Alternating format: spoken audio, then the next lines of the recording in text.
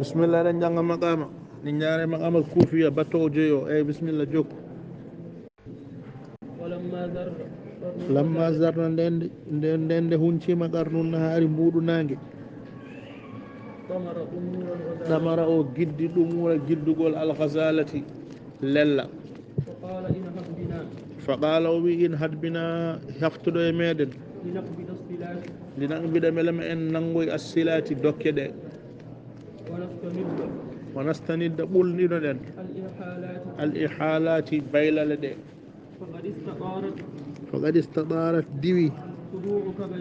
صدو شيكي كبدي هينيرم من الحنين سمي هيوين إلى ولدي فودي بنجلم فوصلت نجكم جناحه بجمك حتى سنيتها نونمي نجاحهم تقول هاجو جمك فحين أحرز النند وفندني الأين كان كالس في سرته إساكوس مك بركة جلبي أسارير تشرف مسرته بلبت مك وقال لي أبيكم جزيت أيوة خيرا مؤجر أن خدا قاتابي قدميك بلماد والله الله خليفتي وني لومت أم عليك إدومات فقلت لهم بموم أريد من يدي أن أتبعك نندوا ميماد لأشاهد ملما مي سيد ولدك بنجل ماد النجيب لبنجل جل ونافسه مي يوتي دايما لكي يجيب ملما وجاب فنظر إلي أندارم نظرة دارا الخادي كودتون إلى المخدوع فودي كودادوني بونتادو ضحك وجلي حتى تغرغرت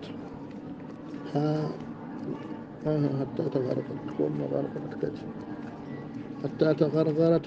ها بولي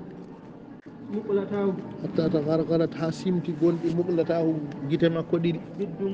بالدموع غوندام وأنشد ويمي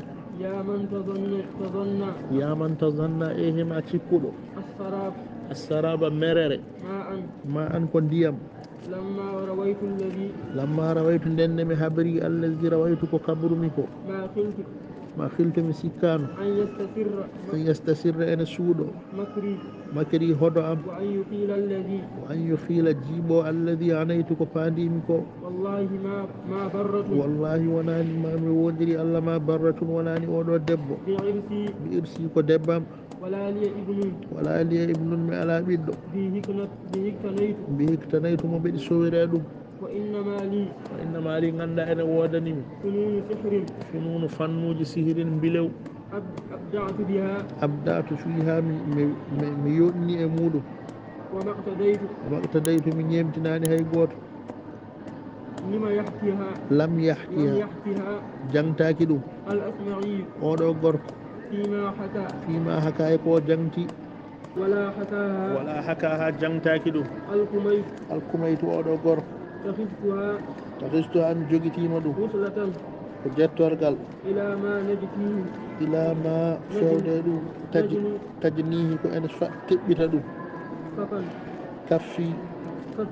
نوري أم ما تشتهيت كلا نمويمي ولو تعافيت أسنمي أنينو دو لحالت ويلتون حالي الحالي أم ولم أحوي مفندنتا ما حويتك فندميكو فمهد ورت الأزر غنت أو فسامه ما ولا جافدا إن كنت أجرمت استيمي بكو ديني أو جنيت ما ولا متوني ثم إنه رفتكم ودعني أويليكم ومضى أيوتي وأودع قلبي ورسندي بيرنا جمر الغضاء دوشة البولو غاودي صلى الله عليه وسلم